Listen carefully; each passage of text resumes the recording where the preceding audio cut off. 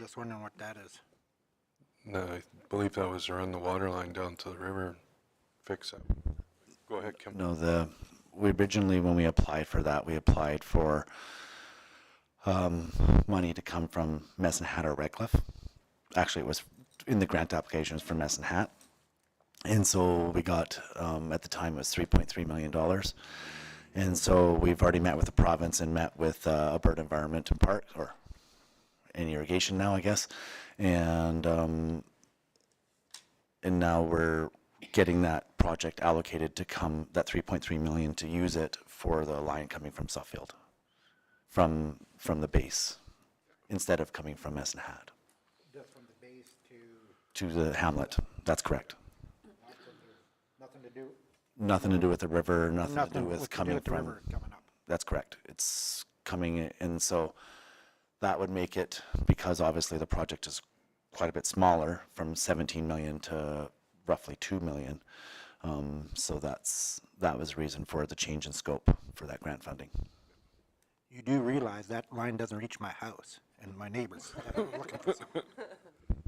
I'd like to... I was trying to I'd like change make that a in the motion grant that we do a application. study on that. We got a lot of money for studies. Anybody else? Michelle's moving that. Vote.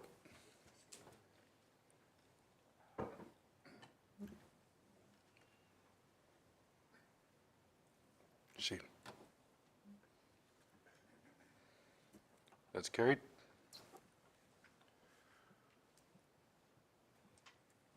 Reeve and council reports. Or no, sorry, CAO report. Leslie Ann?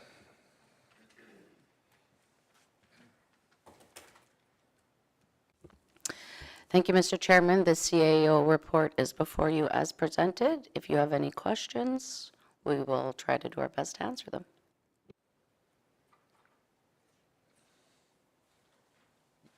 Of course I do. Kim, I was just wondering here, I didn't know where to bring it up, but I'm going to bring it up now. Since we got some stuff going out for tender, are we putting in deadlines, bonus penalties into our contracts, and on all our road work tenders that we're putting in, that the bidders must put in what equipment they're going to be using to use to meet specifications, so we don't run into issues again? Yeah, thank you for that, through the chair. We did quite a bit extensive research and looking at from our past tenders, and Mr. Jacobs would be able to fill in on the different provisions, because he's added provisions for the various contracts. Yeah, through the chair. As far as the bonus penalties and specifications for completion dates, those are being adjusted. For instance, the issue we had for Greyburn Road, it completed late in the season. We're kind of looking at grading projects a little differently for timing and completion, and penalties for that to be done a little earlier in the season, so we don't run into the risk of a road that's incomplete. And as far as the equipment, yes, the answer is yes. We're including a little more detail in the tenders to come for a list of for base construction and paving construction and then we're going to evaluate that through our tender evaluation bid period.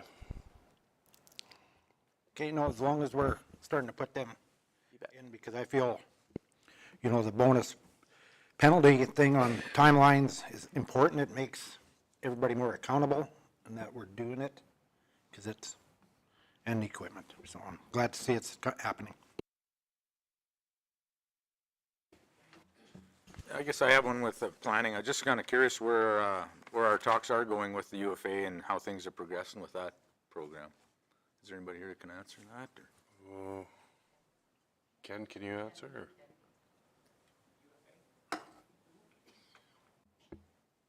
Yeah, as far as the progress on that, we've been meeting with the UFA team on their design of the how they're accessing the intersection on Township Road 120.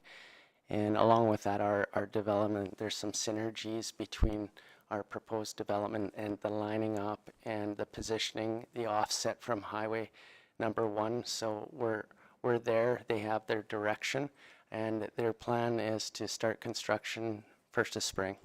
Everything's all lined up on their part as far as contractors and whatnot, so. Thanks, Ken. Keith, you have something? Just something that crossed my mind on that UFA project. Is there any forward thinking about an intersection further east from where, like what's planned for, like we got UFA on the corner, is there something planned down the road? And will that service road, will there be a service road to the east coming back out on the highway at some point? Is there any thought gone into that yet or not? Not at this point for another route like an acceleration lane going out to the east. Not at this point. Alberta Transportation would have studies and they looked at this development and any impacts based on the TIA that was completed. But there's also something well in the future is the bypass in play too. So, you know, Alberta Transportation and whether they're looking at that for the Highway 3 twinning project, we don't know that yet, and that's further down the line. But they are thinking about that intersection. Any other questions? No. Richard? This would be on the Seven Persons Creek diversion. I just wondering how it ends up. It shows where they're boring and then they push a pipe through and then they weld it. And does that pipe come out afterwards, or is there something going inside that? Or how do they keep that from rusting down the road?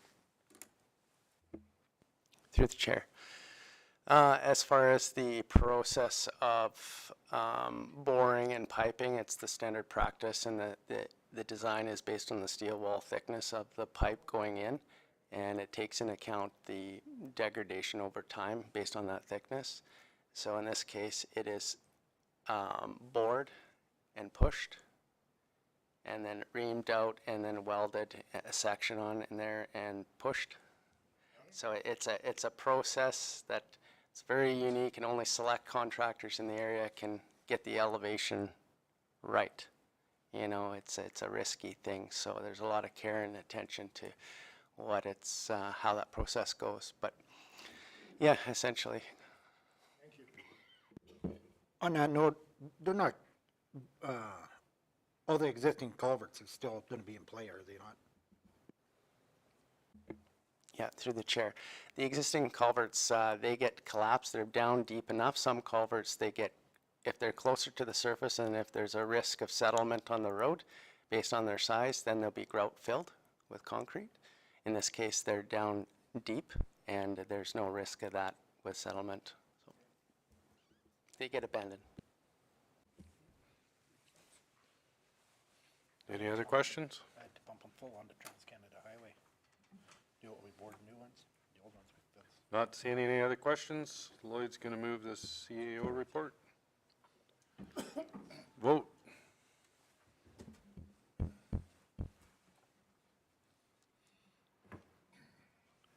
Carried. Reeve and council reports. Had the normal stuff. A lot of phone calls. But I was at the Mayor's and Reeves on Friday. There is some money, they call it, it's going through the Water for Life, but it's not for running lines, it's for doing infrastructure, such as a water plant and it's for both, it's for the water and it's for sewer. So it's for upgrading all that stuff. There's supposed to be a big pile of money out for that this year. Other than that, there wasn't a whole bunch more. Well, I imagine we'll hear it today. The snow shed was finally came in, that last snowstorm, put them up to where the snow is average in the mountains. So they were really worried about a flood until a week ago. They got enough snow up there to bring it up. So other than that, Or not a flood, a drought, sorry. wondering. They're really worried about a drought. That makes no sense whatsoever. They're not Nathan was there, they were talking a lot about the budget, but we've all read everything that they were talking about. There wasn't much more to add to that. We'll be discussing it today. Yeah, so, other than that, that's all I had. We'll start with Lloyd.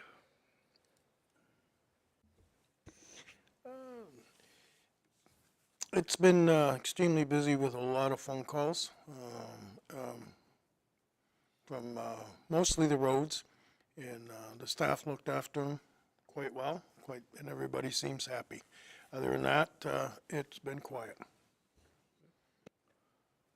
Dustin? Nothing too exciting. We had an ASB meeting on the 28th.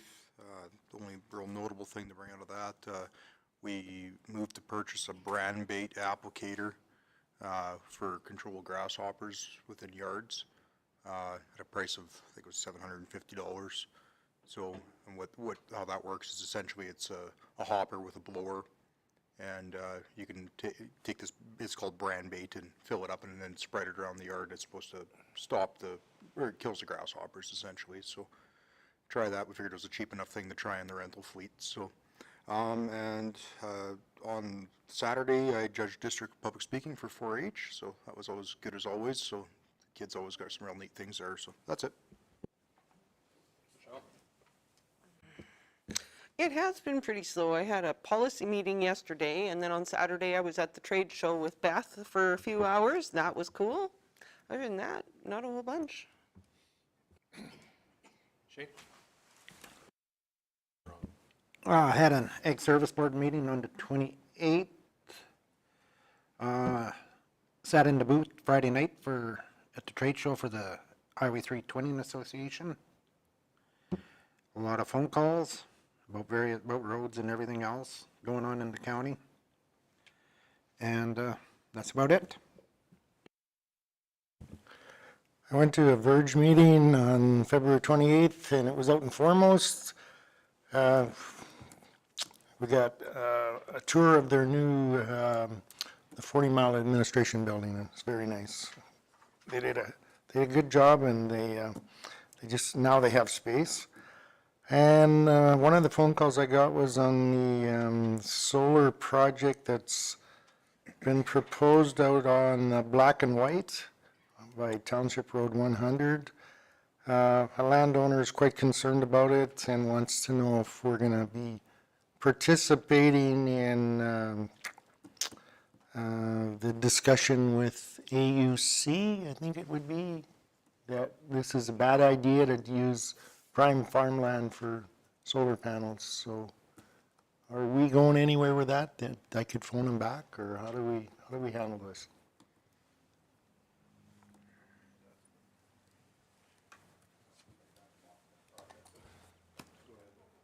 So that project they haven't even put the proposal into the AUC for it yet, so it's still just in preliminary stages. So until there's an application made, we really can't do anything with it. So once we'll see that, they'll send us correspondence on that as soon as that application's made, and then we can go from there. But you're going to propose that we do it then, like we do oppose it, right? I would, at that point in time, I think I will, yep.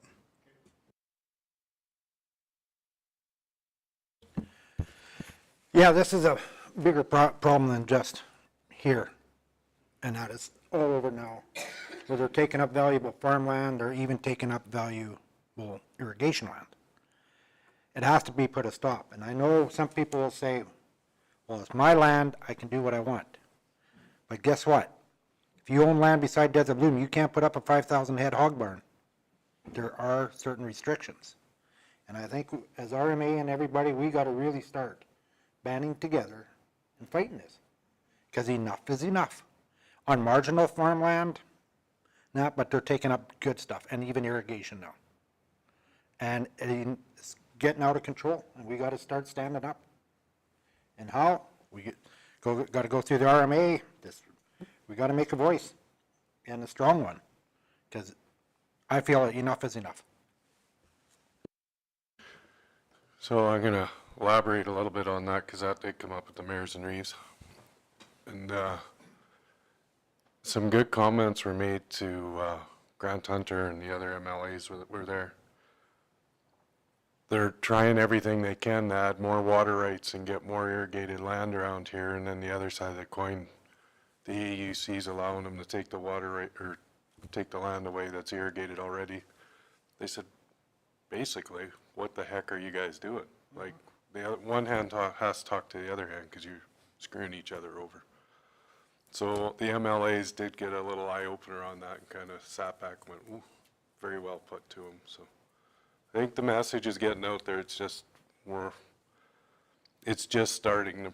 The protests are just starting on it. Gotta really start Yeah, putting the pedal down, I think. Yeah, don't wait. yeah, I agree with it, and so did everybody at the Mayors and Reeves. So, Steve. Yeah, thanks, Mr. Chair. There's three very critical things that people hold very near and dear to their heart that are all kind of conflicting all in one spot when we hear about these things.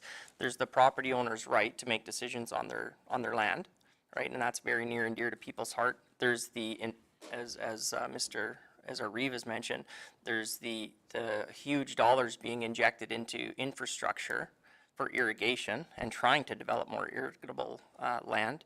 And there's the AUC mandates to produce a particular amount of megawatts. So you have three very important subjects that are all kind of have conflicting interests. And I think this is a big one to really just take a step back and be able to organize where these projects should go. And that's probably just delivering to the AUC that message, because property rights are property rights and we don't want to tread on those too much.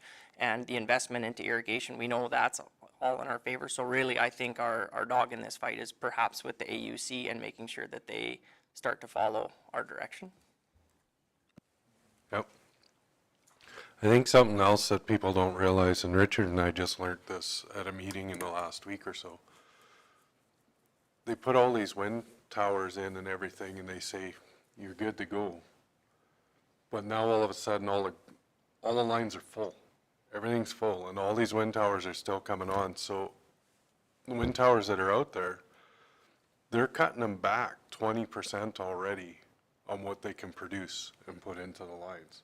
So why are they bringing all these solars in if they can't handle what they've got already?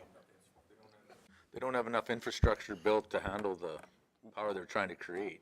That's exactly it. And they're kind of putting the cart in front of the horse is what they're doing. But It's one thing that Alberta's lacked for a long time is storage. And they should really be focusing, if they want to build big projects like this, they got to build the storage first. And when they built all these last batch of big lines, they were happy because they could use them as storage instead of actually using the transmit power. But now that they're starting to bring these projects on, they're filling those lines, now they have zero storage again. And they got to come up with a better solution for storage than actually building lines. They have to build actual banks for it instead. Well, storage is definitely a great point, but I think the biggest part of the problem is the old behind the scenes thing. I think there are too many projects being built, filling people's pockets out of government money. is what this is all boiling down to. So yeah, I think, those are, I'm not going to be able to make the RMA this spring, but I think you guys that are going should really make a big, push, or make sure it's known that we're getting really against what AUC is not doing. yeah. We are working on it. Blaine, it's over to you. I'll carry on with I guess I'll start with, attended Jeffrey's retirement ceremony. It was really good because it was, got to hear a lot of, really cool stories that Jeffrey went through his whole entire career here at the Cypress County, and it was very evident of his commitment to the county. So it was a very good ceremony. Well done. On the 27th, attended the meeting to go through the Colliers report on the RFP on the Irvin Library and Resource Center. 28th had an ASB meeting where we listened to a talk from the AL Alice organization, gave us a talk on their program. I think there's a partnership with them could prove pretty beneficial to the county. because they have a lot of programs that involve like wetlands and stuff, and as we're doing these projects like on the creek, there might be some money in partnership with those guys. So we're going to continue having more talks with them to see what their program is all about. And then on the 2nd of March, me and Richard met with John Rotterman and members of the library board to discuss some of the furnishing needs of the new building. That was it. Okay, so nothing too substantial. Went to a little darts night in Suffield, went to the retirement party, took in the Friday night at the trade show. Not too many controversial questions, just some, there were some questions about the number 1 and 41 intersection, and I didn't have a whole lot of answers for them, but it probably merits discussion, and I talked to Ken before the meeting, so I guess you just got to wait and see what the province has planned, and I guess my concern long-term is that actual intersection and big trucks being able to cross from north to south safely, and I don't know if it's up to us to decide or up to us to have part of the discussion, but I just feel it warrants asking a question or two because it will concern us down the road. So other than that, I did mention to Premier Smith about the irrigation, that's what we finished talking about. On one hand, they're going to spend billions of dollars developing irrigation, but at the same time, like we've seen down in Lethbridge, they took away prime irrigation and put it into solar panels. So I said, this don't make sense to me. Why are we doing this? And I guess she's aware of it. The MLAs are aware of it, and I think we're all doing our jobs. So.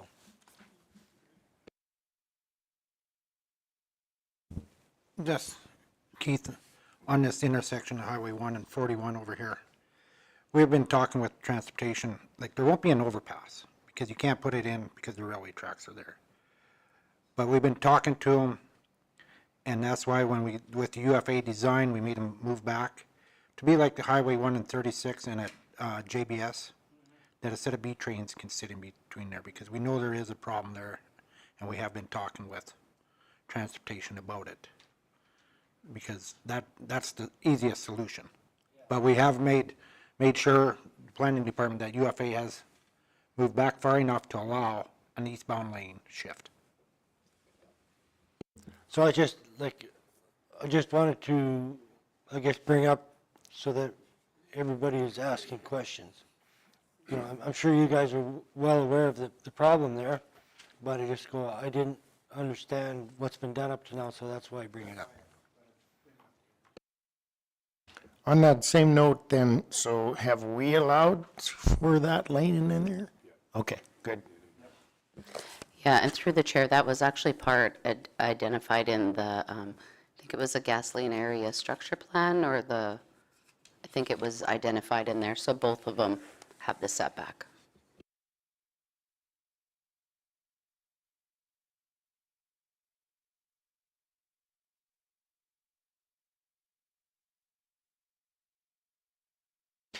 And just to round out that conversation about, earlier you had questions about how that was designed. There, if there's going to be a service road or what's going through that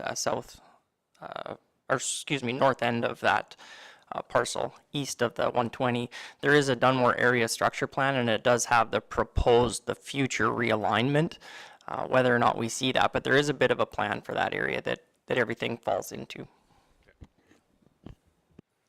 Okay, thank you. Dustin, want to move the reports? Any questions on them? Vote.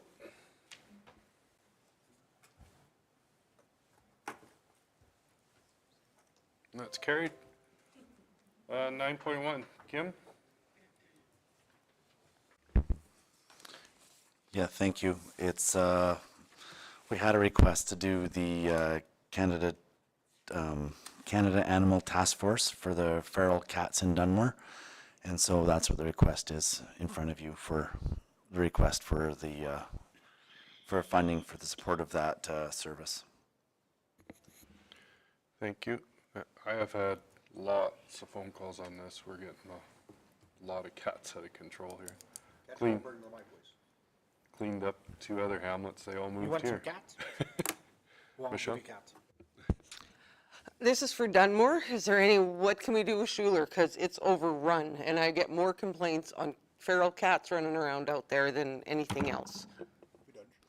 Thank you, through the chair. I'll bring that up with our peace officer, and we'll bring that back to a future council meeting. Go ahead. Would it not make sense just to double the budget on it and take care of Schuler right away, like what we did the last time? Because when we originally went to do Suffield, we added Irvin into it right away too, because it wasn't originally on the plan.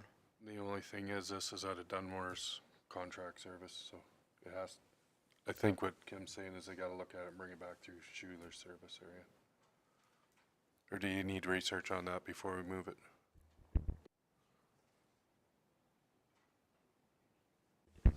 Yeah. Good point. Yeah, it might be beneficial when we'll bring this back, because we'll probably look at doing both communities, Schuler and Hilda, at the same time. And we'll make sure that they have capacity to do that this year. So we'll bring that back for the next meeting. Thank you. Okay, so the motion for this one is for Dunmore. They'll bring back future for Schuler. Any more questions on it? Vote? Oh, who made?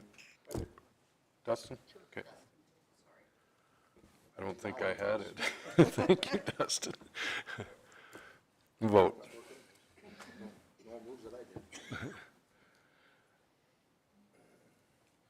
That's carried. 9.2, Leslie Ann? Thank you, Mr. Chairman.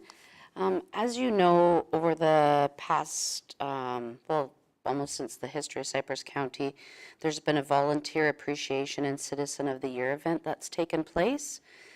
Historically, this event has been a formal banquet that celebrated volunteers, volunteer firefighters, and county employees. A few years ago, the event format changed, with volunteer firefighters and county employees branching off into their own separate events. In addition, the event has not been held for a few years due to COVID. So I'm bringing this back to you because typically we have always done a formal banquet in the past, and administration has laid out, we've given you guys 3 options. The recommended motion is to proceed with option 1, a catered barbecue at the Sunshine Park in Dunmore, open to all county residents for the Volunteer Appreciation Award, to be held on Wednesday, June 7th at a cost not exceeding about $7,000. Typically, those formal banquets, start at $5,000 for food, but the numbers are going to be different because it's not, the volunteer firefighters won't be there, and they made up a good portion. But if it was open to everybody, or the second option is just to have it open to just the community associations. Or option 3 would be to have a formal banquet, the same as we had in the past. So it's up to you. And if the date's good, I think we kind of chose that date in June because I think that's close to Celebrate Farmers Day or whatever. So we thought it was kind of tied in, but it's totally up to you guys how you would like to do it, or not do it at all. Okay, no, I think we need to do it. It's been a few years since it's been done, so. Dustin? I'll move recommendation number 1. might as well try it. It sounds like something different. So allow everybody to come by RSVP, and doing it in Dunmore at the park sounds like something different, and I think it'll be a good promotion for the new park, and as well, I don't know, it's something interesting to try. See how it works. If we like it, we like it. If we don't, we can change it next time. Yeah, and through the chair, in addition to that, when I send out the rec board applications this week to our community associations, I want to be able to let them know about the event coming up, and also send them the applications for Citizen of the Year. And this year, council we have created a new award for Young Citizen of the Year as well. So then at that event, you know, we would just have a small formal program to celebrate those individuals. Okay, Blaine? Yeah, no, I'm good to have this event for everyone. I just curious, I guess, wondering, is the $7,000 budget enough if we kind of have it open-ended? I'm not sure. Typically, this event, I mean, we try to be as frugal as we can. My intention is to have a catered barbecue so council can mingle with the residents. So we'll see. And once I get pricing, and if I have to bring it back to get a little bit more, I'm sure. Or up it to 10 if you want. Yeah, I just having a thought that maybe we should, yeah, I see where you want us to mingle with everybody. Barbecue wouldn't be hard for us to cook all the burgers for everybody and stuff and then go out and mingle afterwards. Yeah, that's true. But just shows that you're cooking for them though, that's all I was thinking. Through the chair, we can have it catered, but you know what I mean, if there's an opportunity, maybe as part of that for a little bit of it, you guys could, but it wouldn't, I don't want the sole responsibility on council for the whole entire event, just like it was for the breakfast in the summertime. I think that was a lot. It was fun. Yeah, we're good at, go ahead, Richard.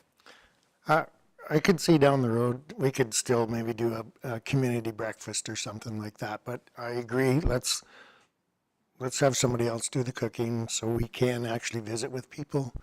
And the other thing is, would we have a backup place that in case it rains that day, that we can go inside someplace? We do have a roof over It's there. got a roof over it with the Okay. boards. All right. Just one. That's something as part of it, I could look into, you know, like tarps around or something or like that, but I think there'll be enough room inside there. That will be all if we right. have to get some heaters or, I don't know. Okay, no, Dustin's made number one.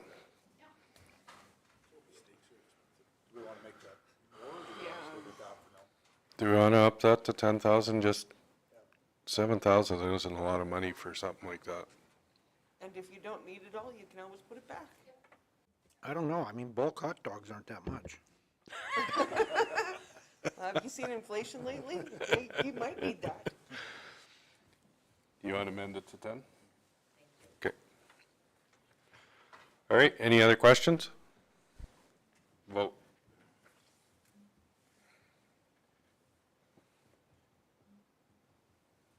Okay, that's carried. 9.3, Leslie Ann. Thank you, Mr. Chairman. We have just been cleaning up some of the policies over time. This policy hasn't really, we haven't made any changes to it, other than, you know, there was things in it called AAM, D, and C, so those kind of things. It's just to clean up and bring it into more in today's standards. So, and then I did add a little bit under purpose, just so the public can see, you know, what it is, but yeah. And then if council wants to take a look at the meetings that are approved automatically, and if there's any that you want to add or take off, this is the time to do it.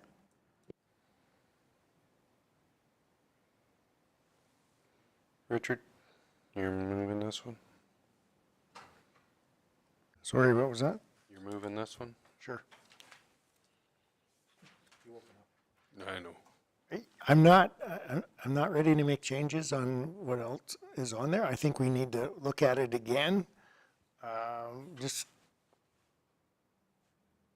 we got time, right? Or not? Yeah.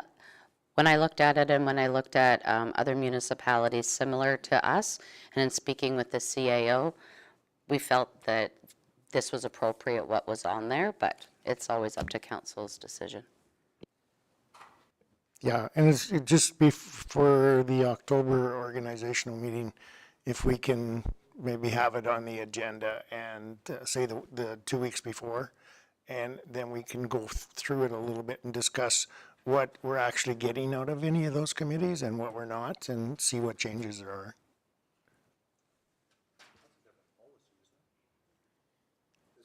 Yeah, the This one's just- organization. This one's just on convention attendance, isn't it? Yeah. That's. Yeah, this we're one is talking just about for you guys to attend the RMA Foothills Little Bow and then the council-appointed committees that you've been appointed to at the organizational meeting, and Oh, that's so it. this is the organizational.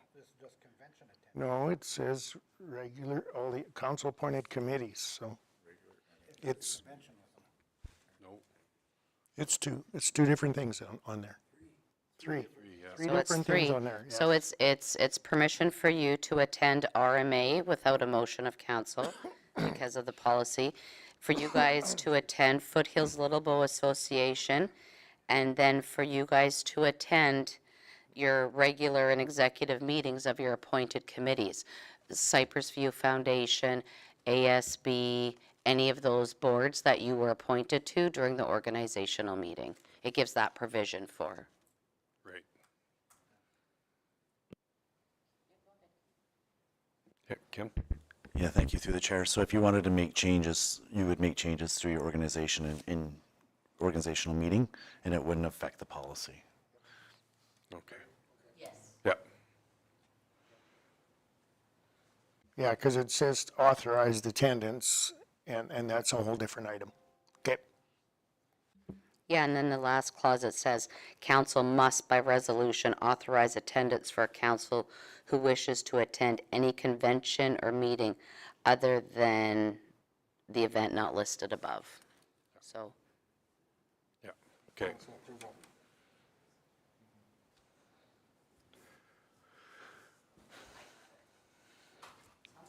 Okay, Richard, you're looking at our policy number 4, Council 4, and that one's about councilor appointments to different committees is one you're more referring to. that's correct. I just didn't want it, that it had to come back again, and before I would do that, I would postpone this one, but as Keith has said, it's 3 different items, and when, like, before the organizational meeting, if we can then review both policies, that would help us out. And I'm just thinking, because I see some changes that might come up. You know, I'll throw PEP out there, or whatever else. Just, we might have to look at them and say, are we going, like, what are we getting out of them? Is it worth it? And do that review then. okay. But this one right now is just to change everything up for the, get AAMDC or all that out of it. Okay, Richard's making that motion. Any other questions on it? Vote.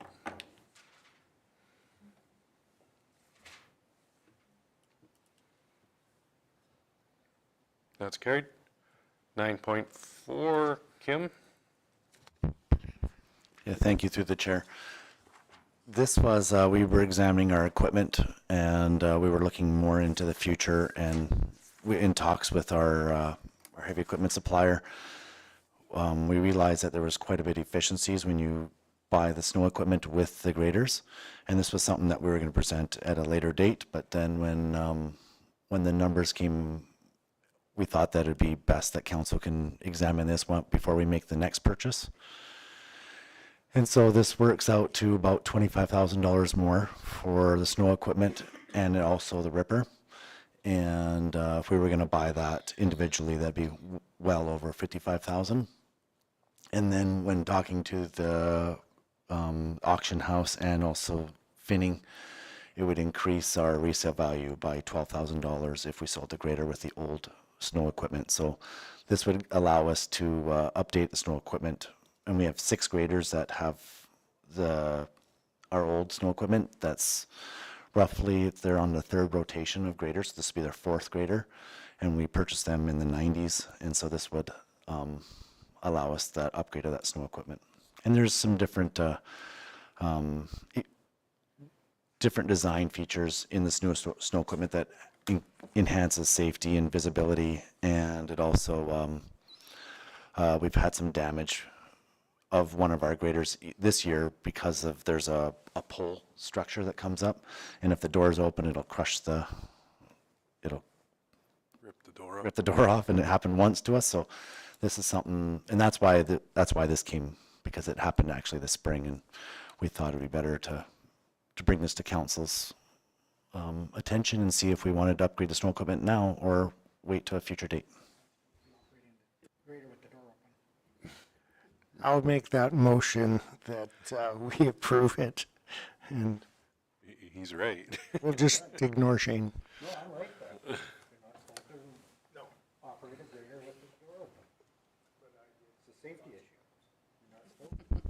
They weren't actually operating, it was actually stopped, but the door was open, they were looking over to see the ice, and then they lifted the blade up. So they did, yes, they did operate. It wasn't moving, but they did operate the door, yes, you're correct. Mr. Safety Man here. How many doors did you rip off over your years?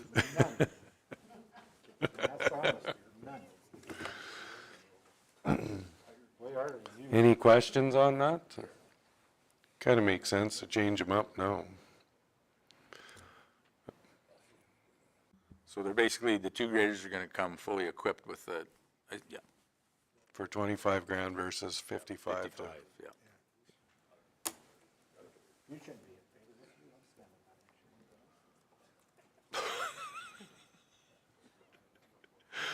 Any other questions on it? Not seeing any vote.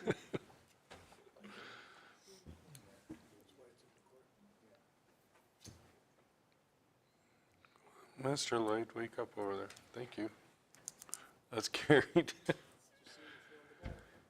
Okay, well, it's too early for adjournment because we do have delegations, so we'll take a 15-minute break and then we'll go into the RMA.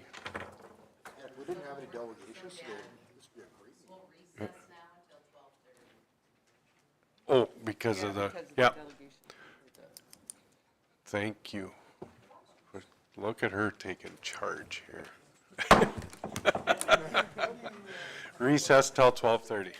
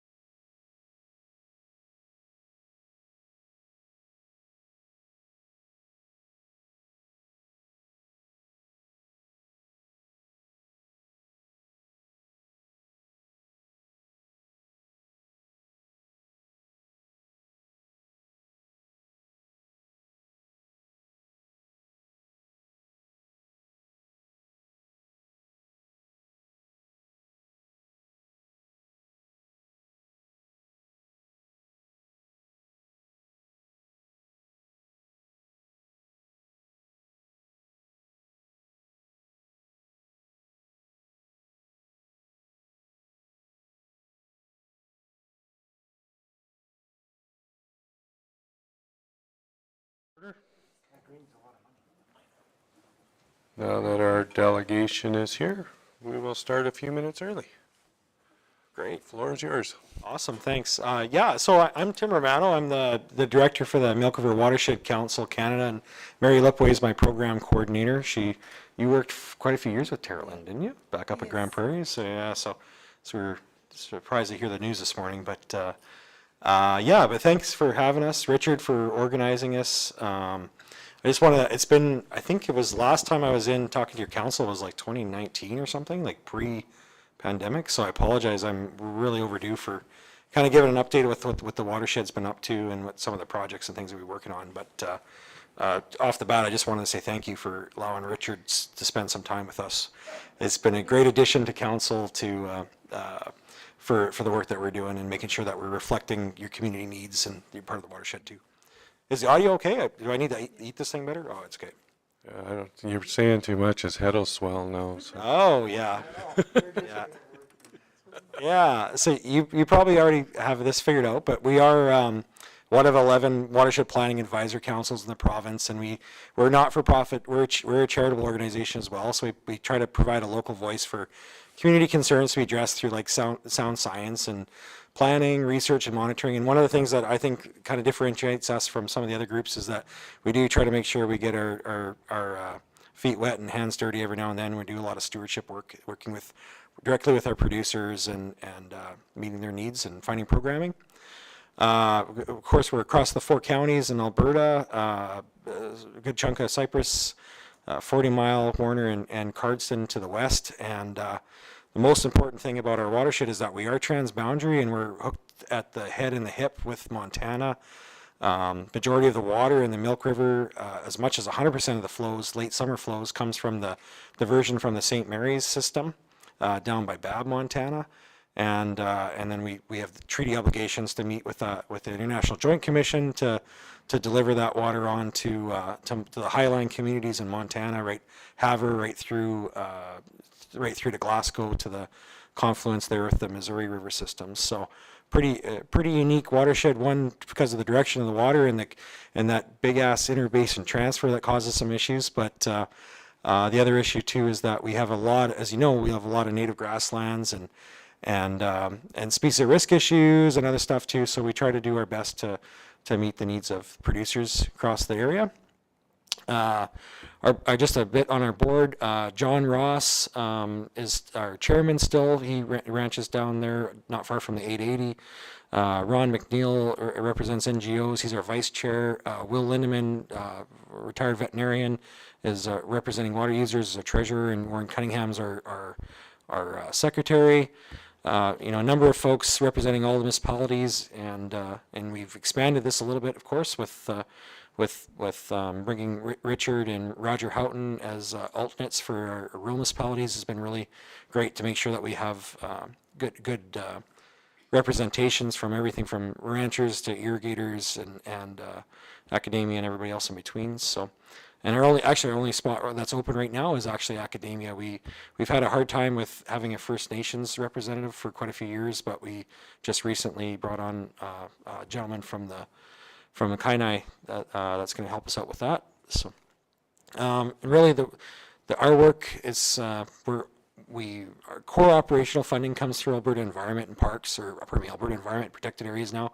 And really our 4 areas of what we do are like the convener collaborator work and helping facilitate different difficult issues and community groups.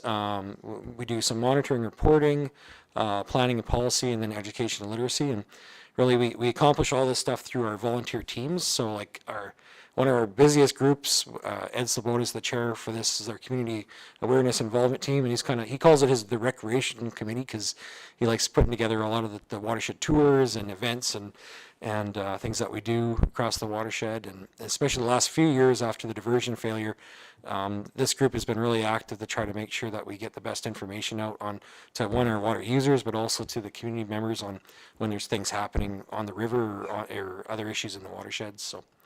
And one of the big programs that the municipalities have really been strong supporters of for quite a few years, actually, even with my time when I was with Cardston County, was starting the Youth Range Days program, which is it's pretty cool. We get about 30 kids out every summer for a 3-day camp, and we take them out to actually working ranches, so they're on working landscapes, and they understand, they've realized how important the one, grazing is for managing these landscapes, but two, also understanding the interconnections between wildlife and wildlife, water, wetlands, watersheds, all those kinds of bits and pieces. And so this year we were supposed to actually be out in either 40 Mile or Cypress, but so we had a few challenges with getting a site nailed down for us. So we're actually going to be heading back out west to Del Bonita and having that camp on. So again, Council and Ag Service Board, you guys have really supported us over the years, and we really appreciate this one. This is a fun feather in the cap to get kids out and they're not all just 4-H background too. We get farm and ranch kids as well as town and city kids, and they get to see things through a little bit different lens, which is a lot of fun for us to organize and get them out. So that's coming up. One of the other teams we have is a transboundary team. This group has really been working on making sure we improve our communication, especially like I mentioned with our partners in Montana and groups like SODCAP down in southern Saskatchewan as well. They've been organizing some of the transboundary events like our Grasslands Partnership work, where managers on both sides of the border are sharing resources. And if we're talking about complicated stuff like sage grouse, and maybe we can understand what's going on with regards to things like protection orders, and if you got a hunting season a couple miles across the line in Montana, maybe that's having a negative impact on our birds. But so that's one thing. Our water supply and management team, obviously water security is a major issue. We've got 120 plus year old infrastructure now down in Montana that we're reliant on for that flow on the Milk River itself in the summer. And in 2020 with the diversion failure, we've seen that river open with natural flow only for the first time in over 105 years. And there was some major challenges for management there. And so this team has been trying to address some of those water shortages and supply issues. And I feel like we're getting somewhere. There's been a big investment in infrastructure in Montana, which I'll mention just a little bit later on here. And it looks like there's work that's happening on the Canadian side as well that might result in either some significant administrative changes or possibly some on or off stream storage projects as well on the Milk, which will be a shot in the arm for our community for sure. So so part of that, after the 2020 diversion failure, we put together a water shortages contingency plan, which really focused in on some of the major issues for the irrigating community, but as well as the town of Milk River and the network that are reliant on Milk River system for the water co-ops and Village of Coots and Sweetgrass in Montana. And a lot of this stuff revolved around like making sure we don't lose sight of the lessons that we learned in 2020 to deal with that situation, but also the four greatest areas that we feel that we can make an impact on, which we're working on now, is one, developing some water sharing agreements for the irrigators in particular. There was, when the river was down below 5 cubic meters per second, some of the equipment just couldn't reach the water anyways. And Alberta Environment was in a position where under the Waters Act, where they were basically taking average numbers on what everybody was licensed volume was saying, and using that, applying that to the water use calculations. And it was totally wrong. It was, in a normal year that might work just fine, but when we got down to those low flows, we were trying to nurse our irrigators on as long as they could in the season so that we could get close to reducing some of the crop losses and economic losses in the community, and things like water sharing agreements and some better reporting on water usage. And again, we've got 40 independent irrigators down there. This isn't an irrigation district, so it's a little bit more loose, and the Watershed Council kind of stepped in to try to help fill those gaps in those roles as much as possible. But we in 2020 we were able to mitigate some of it, and a lot of it was luck because we got 5 inches of rain on July 1st, which extended our water season by probably about 2 or 3 weeks just from that one event. And But the lessons that we learned, we're going to make sure that we've got this incorporated into some future planning. So that does include identification of some off-stream storage for This wouldn't allow for expansion of existing licenses. So we're still capped in the milk. But what off-stream storage would do would allow for some balancing water to make sure we meet treaty commitments in a regular year at the end of August when we've got low flows, which would allow our existing water licenses to have some security to know that they're going to make it to at least the end of August and possibly have some fall water is available too. And then the last one was bulk water fill stations. It's an interesting situation. I'm not sure what it's like in Cypress County, but the only bulk water fill station that's important for fire suppression needs for farm water tanks as well as filling farm spray water and stuff like that is a surface water license off the Milk River. They don't have any that are on the aquifer, and that was a vulnerability we noticed when the IJC shut us down for water use off the river in 2020. We realized that if we were in the nearest water from the town of Milk River area was 18 kilometers north, that would be available for farm water. And it identified some challenges for if there was any fire suppression needs, if we got into that situation, or just on farm water. So we're looking at some of we've got some really good aquifer mapping resources available, and so we're looking at some sites where we can possibly develop some groundwater bulk fill stations. Like they've got one in Carson County in the watershed that works really well for the community members out there, but we don't have too much farther east. So this is something that came out of that report.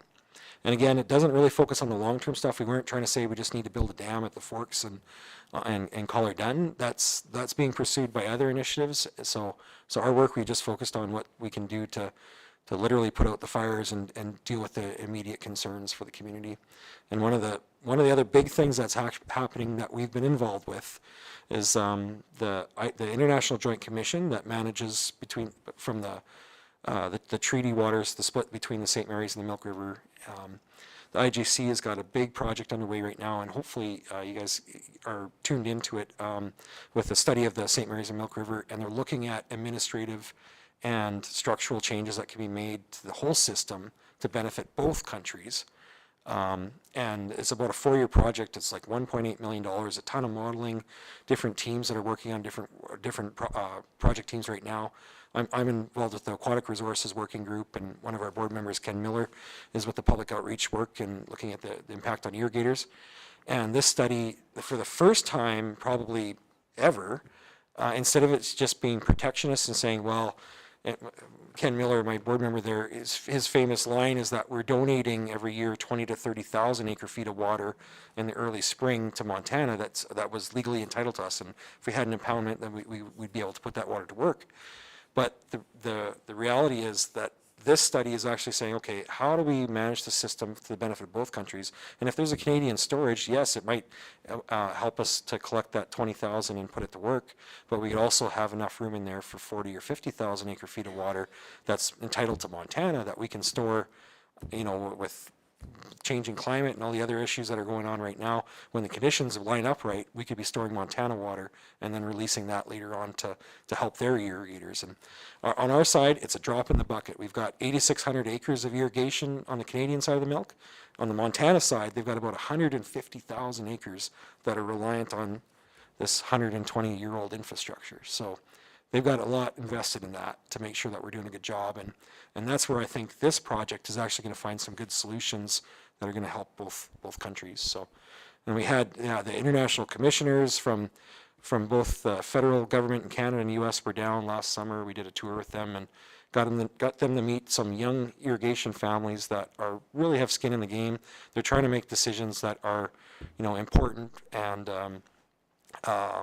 be innovative and water conscious, but like they told the commissioners, we can't go to the bank and get a loan for a new low pressure drop tube pivots, and think that we're going to make our payments right now because we have really insecure water flows, and it's a pinch point for the community. So this was a really good opportunity for some elected officials on both sides to kind of get a better indication of what we're doing. So And then one of the other groups that our teams that we work with, where we coordinate, is our research and monitoring work. Our watershed's got some of the best water quality data of any of the major rivers in the whole province. We've got about 17, I might be wrong, Marion, that might be 18 now if I haven't updated the number. 17 years of water quality data on the river and again, thank you, the Cypress County has helped us out over the years with the eastern tributaries down south of the Cypress Hills. That data has been really valuable. It's been important for even our partners in Saskatchewan.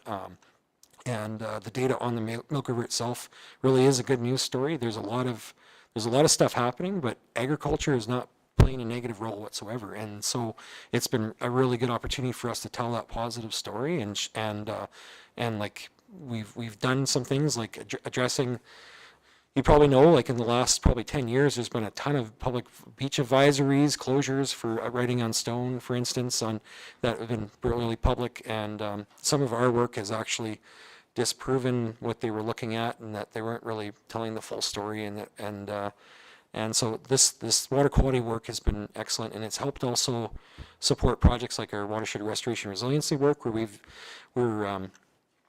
we were successful to get over the years about $250,000 on phase 2 and I think $80,000 on phase 1 to support producer projects, off-stream watering systems, the razor grazer electric fencing for corridors, and these have been major investments that have directly helped our producers and also assisted in improving our riparian management and water management, especially during drought situations. And in 2020, there was some producers that were saying, this saved my butt. I didn't have to change my grazing patterns much because there was actually, even though there was no water in the river, they were able to manage quite well, and they had some flexibility with their lease lands, so it worked out pretty good.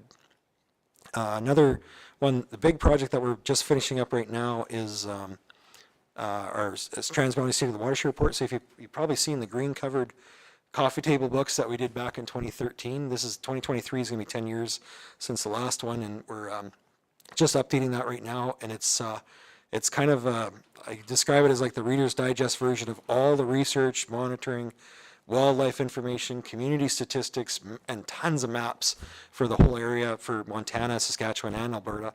And yeah, this project we expected to have the first draft done this spring, but it looks like it's going to be delayed a little bit now to the fall, but we're still going to have this project done in 2023, so I'll make sure that when we get that done, we'll get some copies out to you guys. It's pretty cool. And then our outreach wildlife coordinator, Allison's been working on the Securing a Home for Bats project in the watershed. She's worked with about 60 landowners, I think, in the 4 counties to one, go out and do some bioacoustic monitoring to see what's actually on their properties, and these are all private landowners that invited us on. And then she gives out some bat boxes, usually basically as a thank you. But it also helps us to do a bit of monitoring. We know there's a white nose syndrome is causing all kinds of problems down in the States, especially right now, and it's come up here and just been detected this year in the watershed. And this project's going to help us to kind of keep an idea of what's happening with the population trends as that virus runs its course.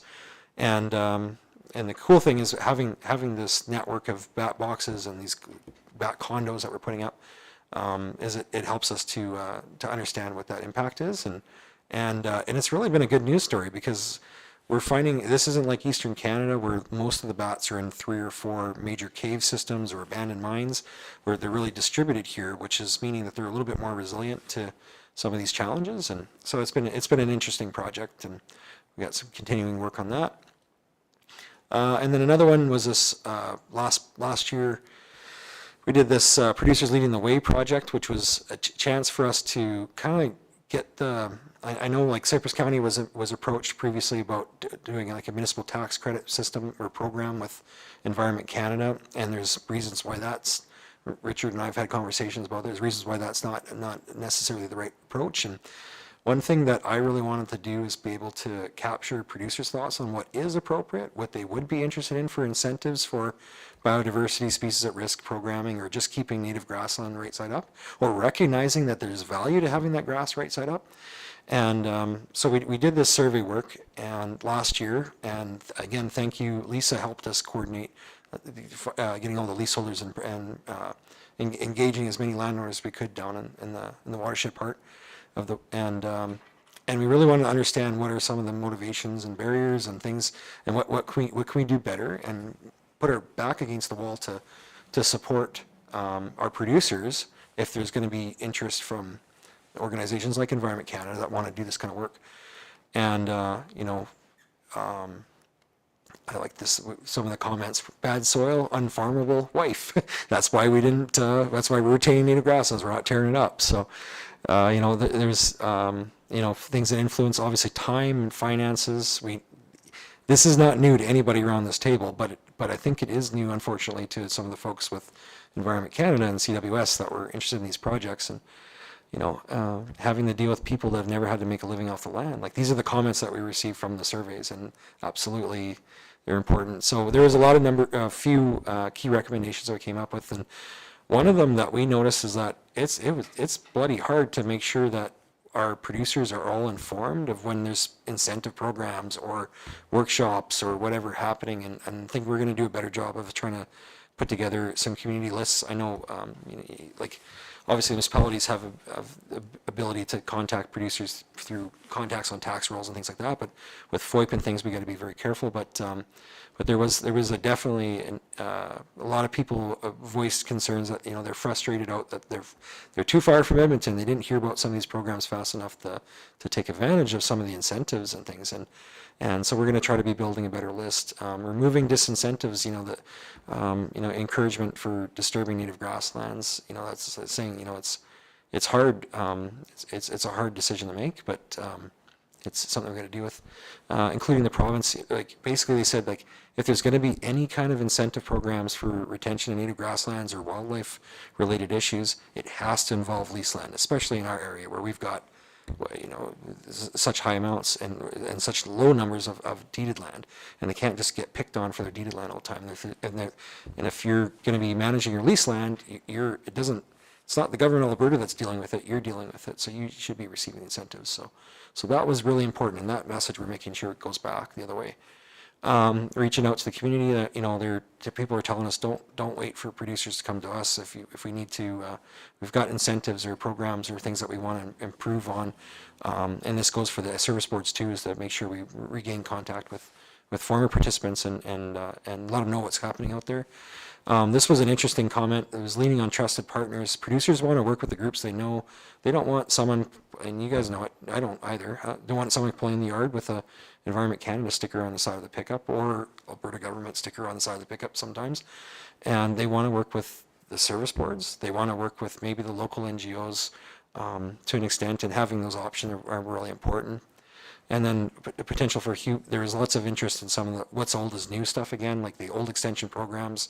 The old, obviously, shelter belt programs is one that people are really missing, that they don't have available anymore from PFRA. But and water projects, people are really interested in, especially I think the timing with drought issues and things like that. People say, we're open for business if you want to help work with on water management issues on the ranch. So and be open to what producers want to do is what was some of the major things. So just to skip ahead, this stuff. So what are we doing about that? So that was last year. This current fiscal year, we got some funding from CWS to pick some of the high priority stuff that was kind of thrown up, and we know that there's a big transition happening right now. So we're doing a farm succession planning workshop coming up this week, actually, in Warner, if there's anybody that wants to take the drive over. And then another big one is Ranching for Profit. Some of you might be familiar with the Ranching for Profit series, but Dave Pratt teaches Ranching for Profit School, which is like a full week-long school where you pull apart the business from the lifestyle as far as a ranch, and you recognize, how do I make sure that I have a lifestyle and we have a profitable operation? And it kind of gets into some deep stuff with everything, with where you owe money and what your equipment and what your land base is and what you're running and things. So We're not running a full week school, but we're running a 2-day school, or a 2-day workshop, I guess, with that for Ranching for Profit. And these are expensive. It costs about $5,000 a day to get the facilitator out. And so we've got some funding. We're basically just collecting enough cash to pay for lunch. But we've got this coming up in Milk River in April 10th and 11th. And, we definitely want to bring producers from out this way. So we'll make sure we've got ads going out right now already, but we'll make sure the word gets out that if anybody's interested, it's a really good opportunity. And then the third one we're doing that kind of build on some of the things is conservation tools showcase. So we had questions about everything from conservation easements and term easements that are now potentially coming out for doing projects, to even just knowing what's available for incentives or dollars for watering projects or fencing projects and things like that. So we thought, let's do a little mini, we don't want to recreate Ag Expo, but let's just do a little mini trade show kind of thing where we can have different people there at the room and producers can come and go. So this is coming up April 26th. We're trying it in Milk River this year. If it goes well, then I'm willing to kind of move it around and maybe come farther east here and give it a better opportunity for some of your guys' producers to participate. So, but that's something I think we're trying this out anyways. We're not trying to recreate what the counties are doing for any extension programming and things, but this is kind of just another tool in the toolbox, so to speak, for producers. So that's going, and then a lot more work to be done, but discussions are underway right now with for our watershed council to get another 4-year grant agreement, which sounds like it's going to be in place within the next couple of weeks, even though there's a red light with the GOA right now. But so that's going to help us out for long-term planning and making sure that we continue to do projects and work that's important for our ratepayers. We had a strategic planning session this past fall that Richard participated at, and it was pretty exciting. Yeah, thanks, Richard. Yeah, we basically I got a green light to kind of continue some of the existing priorities and continue to work on water security and other stuff, but also making sure that we return to 3 years is too long to not have a lot of tours and forums and things like that. So we're back, as you can see, we're getting pretty busy with stuff there. And one last thing I was going to mention that I mentioned earlier was we got a visitor information center in Milk River as well too that's been unoccupied for the last year and a bit, and Richard's been keeping us in the loop with regards to what you've been doing down here at Dunmore, and I think we've got things in the works where our council might be moving in and the town might be taking over the facility. So I think that'll be a good opportunity. We can keep the doors open, really promote that long-term stuff, the economic stability stuff, drive a few tourists off the road into the town and out to Writing on Stone and stuff. So that's in the works, and it's super exciting. And I already mentioned short-term, the snow is great, so let's hope that we keep getting some more moisture this spring, but we're looking at probably doing some water workshops and stuff and doing some extension work coming up here too, and again, continuing to fill the gaps. So the last thing I was going to mention is that diversion down in Montana. This is the diversion dam, and that's our old nemesis plywood and 2x6s are basically holding it together in spots right now. And we just got word last month that the funding is in place. It's about $90 million for the replacing this one structure, and the work's going to start next spring. So this is going a long ways to, again, continuing to support that water security. And because Montana's investing in this, it really is opening their eyes to the opportunities that we can do on the Canadian side. So it's not expected to be done until 2027, but that's going to really help us quite a bit. So, and then just so you know, what's the situation down there is still a little bleak. Like we still have probably about 200. What does it say? Total large replacement projects, $227 million US. And infrastructure that still needs to be replaced. So even though we've put some new veneers on those drop structures in 2020, and now we're going to have a new diversion, there's still those siphons are this age of the Titanic down there, and we've got some more work to do. But that's it. And we've got, I'll mention, Richard is going to be sharing some information once we get the details together, but we're going to do an elected officials tour down to Montana later in the summer, probably mid-June when the weather's nice, and we're going to go take a look at some of this diversion stuff. So you'll have an invite for council, and we expect to have a couple of MLAs and possibly some ministers coming too, so I'll make sure that that gets shared as well, so. Sorry, I didn't catch it. Yeah. Yeah, I think, well, we'll start at Cardston, so it might be a little dry at the front end, but we'll see. There's a place called Hook's Hideaway right down at Bab there, just before Powell Arena is right on the river. Really cool little bar. They have a poker night there once a week. That's a few Canadians end up staying over sometimes.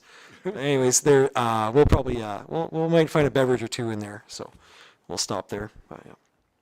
But that's all I have. I just want, like I said, I wanted to make sure I gave an opportunity for you guys to kind of get the extended version of what we've been up to. Yeah, if you have any questions for me, that's what I'm here for. Anybody have any questions? Yep. So with that $256 million of infrastructure in the States, is there any part of that that's yours or Canada's responsibility to take and put money into to repair? No, but it's interesting because that's where some of these conversations have gone with this IJC study work. If I can back up to it. There's some folks down in Montana that think, and this has been the burr in the side since the early 2000s when they were looking at dam previously, is that they think that if the Canadians are going to be benefiting from the investment in Montana, that we should be putting money into it too. But there's some of the federal guys that are sitting on the IJC from the Canadian side are saying, okay, you put your 270 million into infrastructure there. We're probably going to end up putting in 400 million if we build a dam at the Fork site on the Canadian side. So, and that'll be, 3/4 of that will likely be from federal grant funding for infrastructure and for climate adaptation grants and stuff. So, and we're still 10 years away probably, like by the times, if things lined up perfectly, that we'd have a shovel in the ground. But so that's the discussion has been, okay, you invest in your side, we'll invest in our side, we'll make sure, and it's going to benefit both countries, the management on both sides. So we've been out of it. It's one of the interesting things with that diversion replacement is that the U.S. Species at risk legislation is really strong, and there's a problem with bull trout entrapment and with that old infrastructure right now, and so that $90 million for that new diversion off of the St. Mary's right now has got some like high tech, first time it's been tried, different fish screenings and things that are going to divert the fish back into the St. Mary's River. And these are all federal requirements in the U.S. side, and it's really it's been a slog to go through it. They probably could have built that diversion for $20 million, $25 million, I think is what the estimates I saw in the early 2000s, but because they had to deal with the species at risk issues, it ballooned it quite a bit to the different design and construction requirements. But that was supposed to be 75% the irrigators in Montana paying for that, and they're like, hang on here, this needs to be a shared expenditure. So they finally got the finances worked out where I think the irrigators are putting in about 20% of the expenses, and 80% is being split between the Biden's Rebuild America thing or whatever it's called, and the state funding. So, yeah. And that's still all under the authority of the U.S. Army Corps of Engineers, correct? Yeah, they're the ones that put together. They actually had a scaled model of the whole diversion system down in. It's the size of a football field. It's down in Colorado right now. You can find videos of it on YouTube if you Google it. But yeah, they're the ones that are managing the project. And then there's like 3 or 4 different, like U.S. Bureau of Reclamation manages the water itself. What is it? There's 3 other different agencies that manage the right of way, and then obviously the Blackfeet Confederacy down in Montana has the land, and there's just it's such a complicated mess. I'm impressed that they've been able to work as well as they have down there.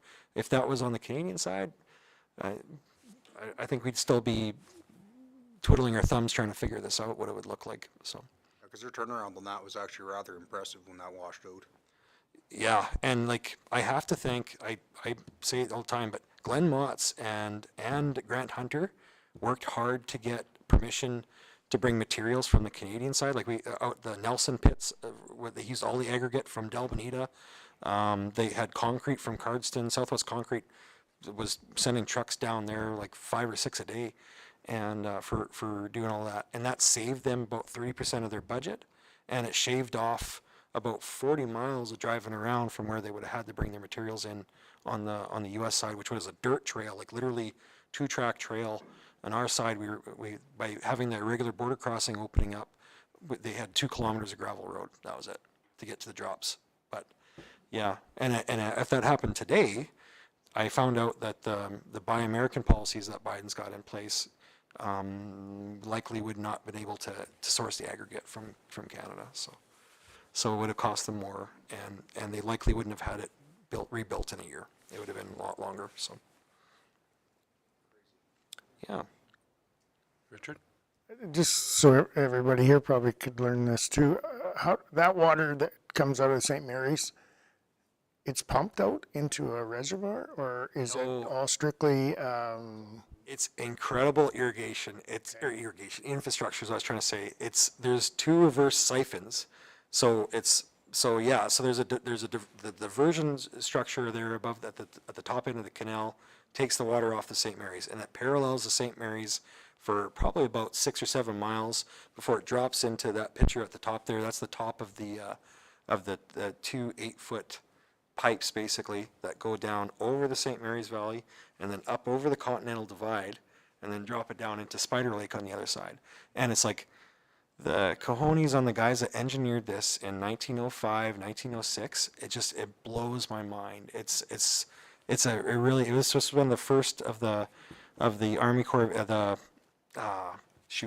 was one of the first major reclamation projects that they called it, that they built in the United States, and the stuff was steam riveted. There was Fresno plows that were digging everything.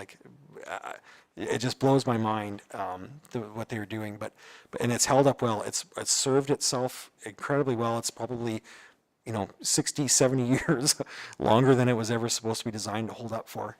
But yeah, there's no pumping. It's a reverse siphon, so it pulls the water itself up on the other side and drops it in. And then there's 2 sets of them. There's a Halls Coulee siphon about 10 miles down, and then there's about 23 miles of canal, earthen canal on the side of a hill that looks like 1950 still. And that drops into the North Fork of the Milk River after the 5 drops bring it down to the right grade. So in the olden days, did the Milk River actually just about dry right up? Yeah. Well, down to a trickle? Because Yeah. if it's only ground or water from the hills. yeah, absolutely. There was even now the natural flow, the calculated natural flow of the Milk River dries up probably every 3 and 10 years.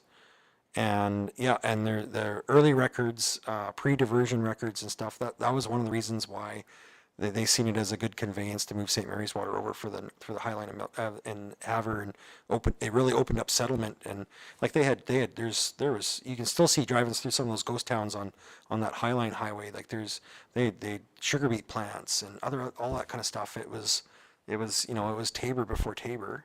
And then, to be honest, they never invested in their infrastructure there. There's a tale of two stories. If you look Highway 3 versus that highway, that Highline highway down in Montana, where you can see where we continue to invest up here, they'd stopped in Montana. And then, things just start falling apart after 100 years. And it's, but our producers on our side, they never seen that. Like, it's been generations since they've seen the river dry up. And so, we tried to learn as much as we could in 2020 with natural flow only in the summer, but it was pretty wild. And it's a prairie river. It's not a mountain river. So variable flow. Yep. Well, I've used all my time. I'm gonna get the hook. So, but thanks for having us in, and yeah, hopefully we'll see you guys at some of the events or things coming up. So. Yep. Yeah, it was very good. Thank you very much for coming in. Do you remember when they built that siphon? Come on, Richard, you know all this now. It was the diversion and the siphons, that part to actually get water to the North Fork of the Milk was completed in 1917. And then, and a few years later, they had to do a little bit more work there. And then they finally got Sherburne Dam, I think was completed in 22. Oh, yeah. But, yeah, it's pretty cool. And if you guys get a chance, even without coming on our tour, to go down there and check that stuff out, it's pretty interesting stuff. There's a little elder abuse goes on once in a while in here. Not very often, though. I think it's brought on himself, but. Thanks a lot. Have a good day. See you, Mary. Thank you.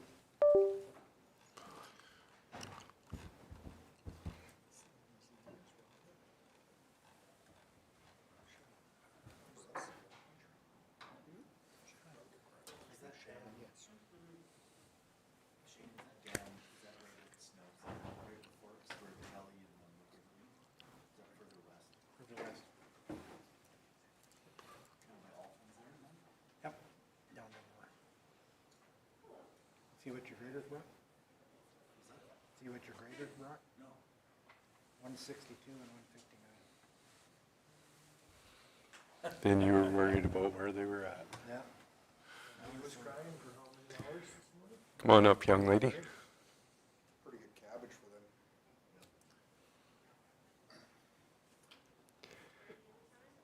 The floor is yours. Just push the button in front there and the red light will come on around the microphone. There you go. Speak loudly, speak into it. You gotta speak loud because Richard can't hear you. Okay. All right, well, thank you for having me come and give our presentation for the Southeast Alberta Rural Crime Watch. The presentation that we have is from our provincial group, but everything kind of applies the same. So you may be asking, if you aren't involved in Crime Watch, what it is. So what Rural Crime Watch is volunteers with the Crime Watch are the eyes and ears of the area for the RCMP. So we, thank you, we,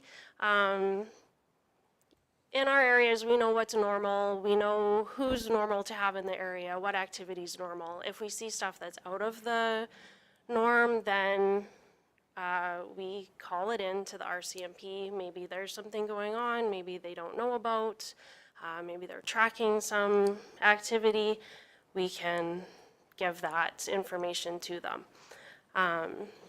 We promote Crime Watch awareness through meetings and public awareness events. Occasionally we will do booths at, say, Red Cliff Days or other events where, like Stampede Grounds or that kind of thing, where people come. All of our meetings are open to the public. You don't have to be a member to go to the meeting. There's lots of information we give through our RCMP members. They give presentations and updates and that kind of thing. As a member, how do you play the video?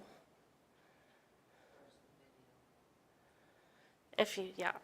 Rural Crime Watch is a key partnership that the RCMP has, and it's one of the citizen-led groups that we work very closely with. It's important to policing overall because it gives us insight into a community and lets us know the things that are out of place for that community.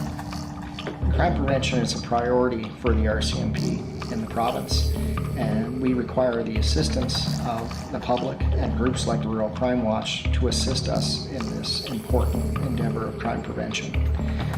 We cover vast areas, large jurisdictions, and we need the help of the public and Rural Crime Watch to assist us with solving crime and preventing crime within the province.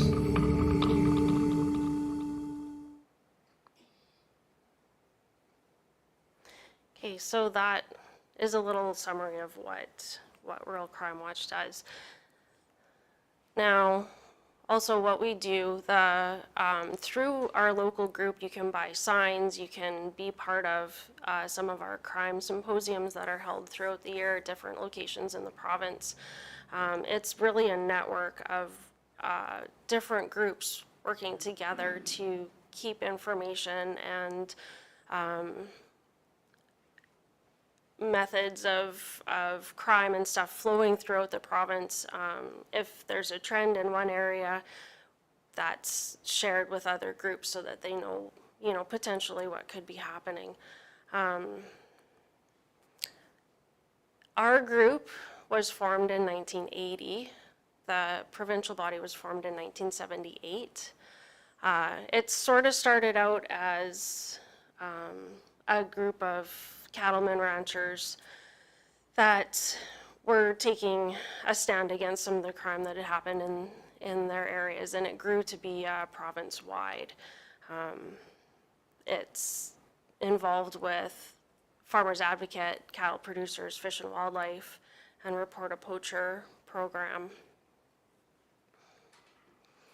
Our group here is Cypress County and 40 Mile County. There's some potential for branching out to the Brooks area. They have contacted us to see if we would like to amalgamate with them. So we'll be pursuing that just to extend the reach and the membership, kind of keep things going. Crime in rural areas can be challenging for law enforcement because it's a huge area that our few RCMP members have to patrol, and their duties take them all over, and it's hard to be everywhere at once. So by having our members, there's roughly 350 members of our group, and that's households and household members. So Shane's a member, let's say use him for an example. His family is a member, so that's one membership, but it's a household, and our memberships are lifetime. So no matter who carries it initially, it follows them as long as they still own land in the county. We're a local chapter of the provincial board, and there's it said 53 in here, I believe, but there's closer to 60 currently. But there's all the way from Grand Prairie all the way down to us in the south. Anyone can join. You don't have to necessarily live in the county. If you have land in the county or an interest in the county, you can be part of Rural Crime Watch. And we encourage businesses and that to join just to be part of the network. Obviously, don't have a criminal record. That's kind of important. Membership gives you access to the network of information, tools, and resources. Members can buy signage. We have no trespassing signs, membership signs. There's different promotional materials and whatnot. Being a member, you become part of that network to give information to the RCMP that they need, because they can't be everywhere. It helps reduce and prevent crime in your neighborhood and increases safety in your community.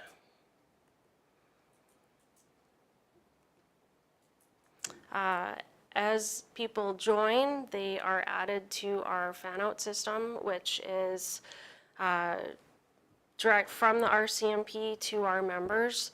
If they have an alert that they wish to send out, they provide it to us and we send it out. It goes instantly to your text, your email, or by phone, any or all, depending on your choice. We have a website that also puts out the bulletins and stuff. It's all publicly available. And then also you can attend educational information sessions. Like I said, that's typically always open to the public, the way that we run our group here. So How can you help prevent crime? Be a Crime Watch member, obviously.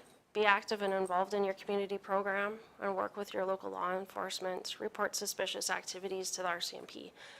Lots of people say, I don't know what to report to RCMP or what information do they want. I don't want to bother them. That's a big issue people have. They don't want to bother the RCMP, but we try to promote the idea that the RCMP is there to look after your concerns. If you have anything that comes up that you think is odd or out of place, like we try to coach people to report it, no matter if they think they're going to bother the RCMP or not. That's why they're there. They determine what activity needs to be acted upon. So things that you can do to help increase and strengthen crime prevention: know your neighbors. When you're away, you want them to watch out for your property while you're gone, and you would do the same thing for them. And you observe. You watch out for unusual activity in your area. And knowing who your neighbors are helps you notice strangers that are in the area. And record. You write down the details of questionable activity, descriptions of people, vehicles, license numbers, date and time. And you report it. You phone the RCMP and tell them what is happening or has happened. Let them decide whether it is important or not. What may seem trivial to us may be crucial for them. When in doubt, it is better to call them rather than take a chance that you or your neighbors will have property stolen or damaged. So that's things that we promote to keep property and people safe. And I wanted to hand this out a little, I think, but the different signs that you can get to put up on your property: there's a no trespassing sign, there's a member of Rural Crime Watch sign, there's fence post signs that you can put at your gates, and we also have some little static decals you could put on your vehicle if you chose. Those signs we have available at all of our meetings if anybody is interested to purchase. The cost of the signs depend on the size and the material. Like, there are reflective aluminum signs. Of course, they're a little bit more money. They're $30, but there's a reflective plastic one that's only $12. So they're fairly cheap. And the reflective aluminum signs, actually, the member sign comes with your membership. So you have a $25 lifetime membership, and that includes the cost of the sign, and then we add you to the fan out. So, and some of our activities include, or we're hoping to include, firearm safety courses for members if we can get a group together and do different groups. We also take part in casinos to raise money for our crime prevention activities. We donate to the DARE program and some of the other crime prevention groups in the area. Does anybody have questions about the program? It was really quick.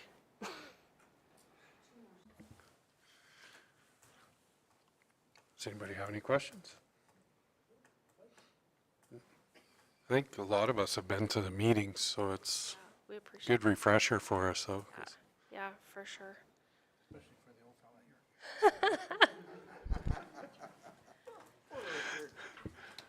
Just because your hair's the most silver, is that why they pick on you? Because everybody else kind of has gray too. Whoa, wait a sec. Shannon, that was so nice. On behalf of our group, I would also like to say thank you to the county for the funding that they provided, plus the permitting and your own employees' time to install our Crime Watch signs throughout the area. That was a more significant endeavor than what we had anticipated it would be. And we very much do appreciate the fact that the county did that for us. Go ahead, Kim. Thank you, through the chair. We had a presentation, I think it was 2 years ago, on, they were doing mapping for rural crime, and it was tied to the RCMP's mapping. Is that program still going forward, or? On their crime mapping site, you can go in and see that, and I think there's actually even a link on our website for sure, but on the county's website, there's a link to that map. They're also doing targeted, and I can't remember the name of the group, but Jennifer McKee with the RCMP is tasked with, her group is tasked with kind of determining trending crimes and where they're happening and getting that information out to groups and businesses and stuff for that. So they are using that crime mapping currently. Yeah, there's actually, we can have a presentation brought in from Jennifer McKee's group. Carolyn McTeague, I think is the lady's name. She comes in and she actually does like the target hardening principles with businesses and groups. Like if you have businesses or an area of businesses that have been targeted by crime more significantly, you can bring her in and she will go through their locations and how they're set up and everything to keep them protected more. So like how they can set things up to prevent it from happening again. Richard? So is there any kind of pattern that you know of for crime in the rural area? Is it a 5-mile radius out of, like say, Medicine Hat or Dunmore or Tanner, or do the crooks kind of go after, instead of being right on the edge of town, going after those places, do they go farther out, you I know? think they go anywhere there was that crime spree and property crime and stuff happening down at Foremost. Okay. And then, like, there's lots that happens between Dunmore and the Hat, and then we've had stuff happen, and we're 20 miles southeast of town. So I think it's wherever, like, there's so many, and they come from all over, so. Yeah, the flavor of the day, wherever they want to shop at, that's where they go. Yeah. Okay. And if you find something easy at one place, you kind of go around there, right? That's the crime map that's on there right now. Shop means paying for Theoretically, something, it's Richard. Shop means updated paying by for something. each, like automatically by each detachment. So if anything is currently happening, it's on there. So when we go to Edmonton for RMA, a lot of times we see K Division. Is there anything you need for us to relay that you're lacking, or any help you need with them? Or? No, we actually have a pretty close relationship with K Division. Martin Gerard is kind of spearheading the RAVE program rollout, I guess. That is the RCMP's direct program to contact Crime Watch, COP. Is that all working properly with the computer stuff? That last time we were there, they were having some hiccups with it. I think they're still working things out. We have received messages, like I did not, through the Privacy Act, we couldn't just give everybody's email to them, so we got permission forms for that. But in the meantime, we had enrolled our directors on it, and there have been a few messages sent out. Nothing to date from Red Cliff or Bow Island has been sent out to members, and I think they're still in the process of training their members, as I understood it. And there is a big push from up top K Division to get this program working. they are heavily invested in getting it to go. So they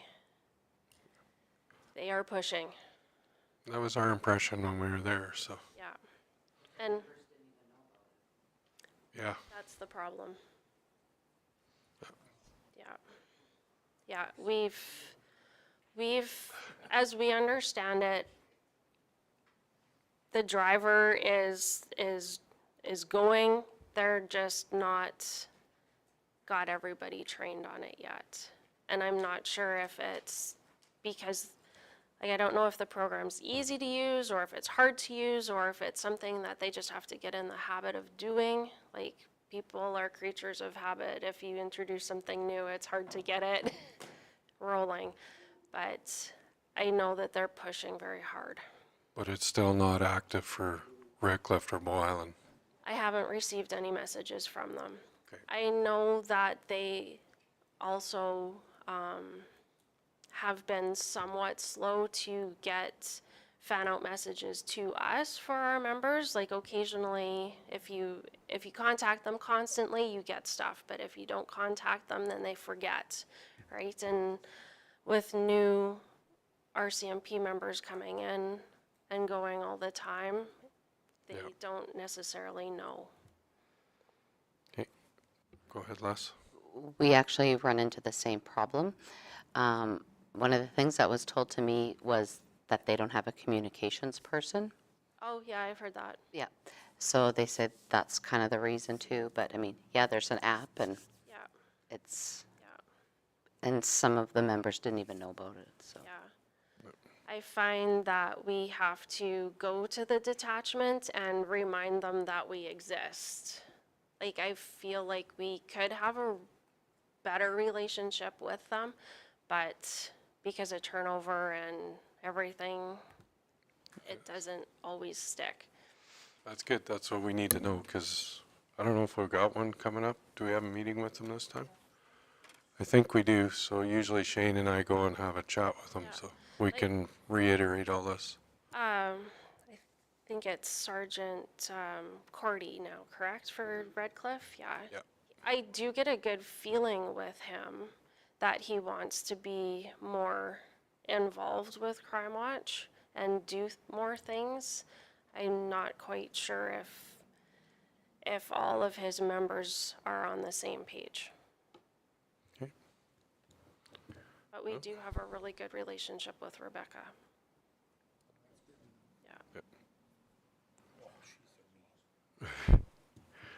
Yeah, no, that's perfect. We can't advocate on your behalf if we don't know, so we will definitely mention it when we're in the meeting again. Yeah. I think we go twice a year and talk to them, so. Still getting nowhere. But at least you're there twice a year. Yeah. Communication. Yeah.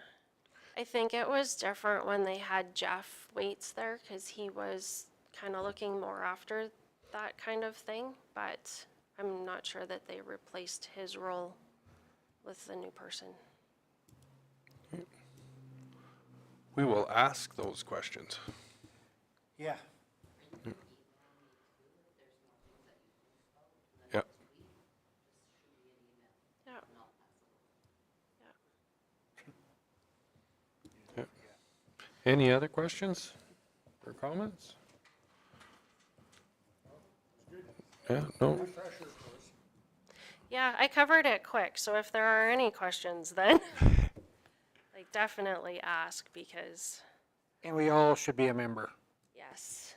And something that years ago we used to do with the county, all the council members were considered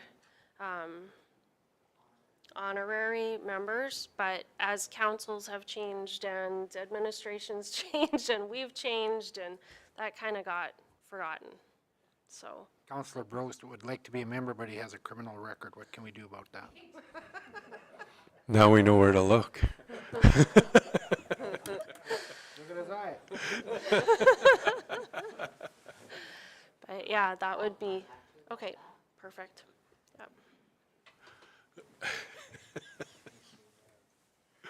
It's not just you, Richard.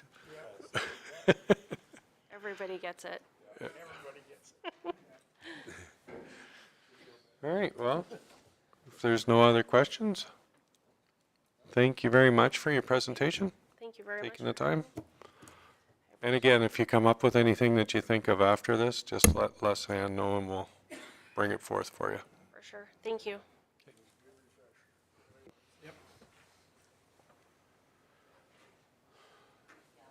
Do you still want to talk about it?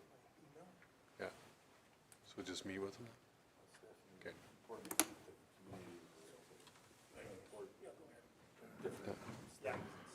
Well, I think that's it for today. Okay. All right, meeting adjourned. Thank you, everyone.